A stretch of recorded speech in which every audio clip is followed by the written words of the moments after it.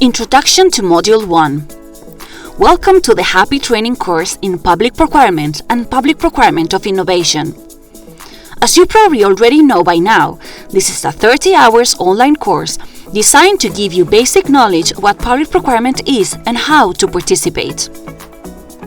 The course focuses on small and medium-sized companies within the habitat and e-health sectors, but it is also, in general, designed to fit any private actors who wish to gain more knowledge on public procurement of innovation, or PPI. The course consists of 5 modules, each of them classified in different learning units and topics. If you pass all modules, you will get a certificate of achievement. This is Module 1, the introduction to the course.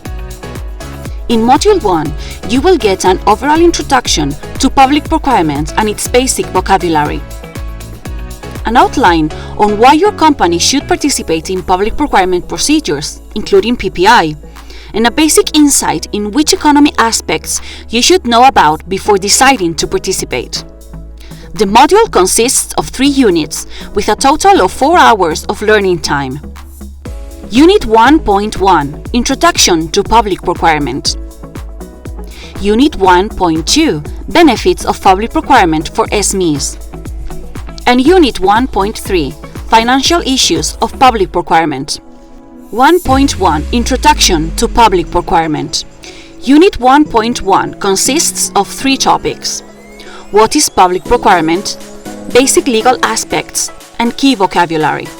In this unit, you will learn about the reasons behind our having rules on public procurement and why public procurement, including PPI, is so important for the internal market of the EU.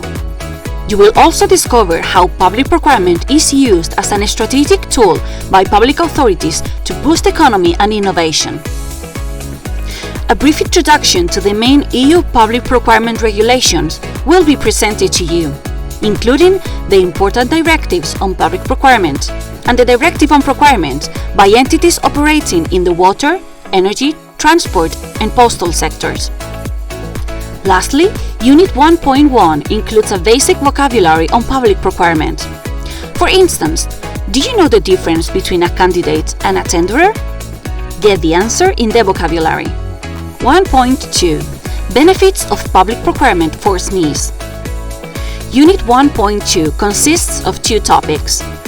In Topic 1, Benefits for SMEs, we will elaborate on what we learned in Unit 1.1 and how the EU policies and strategies of PPI are linked to SMEs. Furthermore, we will have a look at how the 2014 Procurement Directive aims at removing the barriers for SMEs and enhancing their possibilities of participating and winning public procurement procedures. In the last part of the topic, you will learn the specific benefits for SMEs for participating in public procurement procedures.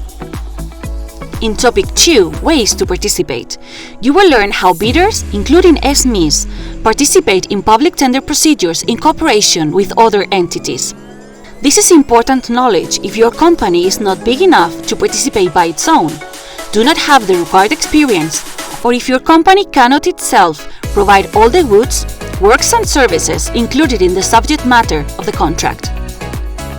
1.3 – Financial Issues of Public Procurement. As you will learn many times through the course, bidding on public contracts differs from bidding on private contracts in many ways.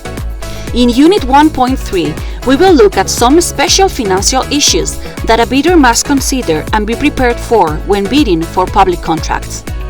An example would be a demand for electronic payment and invoicing. If you are used to receiving prepayments for your deliveries, there are also a few things here that require your attention in that matter. Now you can start with the first module of the HAPI training. We hope you will enjoy it and improve your knowledge on public procurement. Let's get started!